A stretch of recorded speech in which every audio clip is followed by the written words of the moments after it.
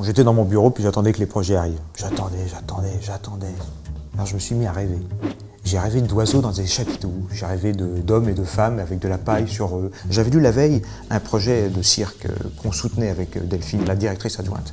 Bref, le lendemain, on partait à Lyon, justement pour voir ce spectacle. On arrive à Lyon et au loin, on voit 2 chapiteaux. On se dit quand même, ça c'est bizarre, 2 chapiteaux. Normalement, il n'y en a qu'un. Il y en avait un grand et un petit à côté. On s'approche, c'était une sorte de voyage initiatique. Il y avait du son, il y avait des odeurs, il y avait du bruit, il y avait des tas de virages incroyables. Et à un moment, on arrive sous le grand chapiteau et là, c'était incroyable. J'ai jamais ressenti ça. Un moment de plénitude.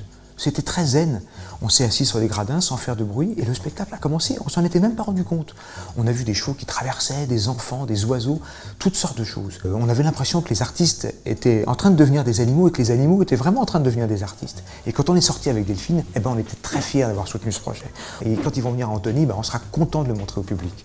Et puis à partir de maintenant, j'ai vraiment cru à mes rêves prémonitoires.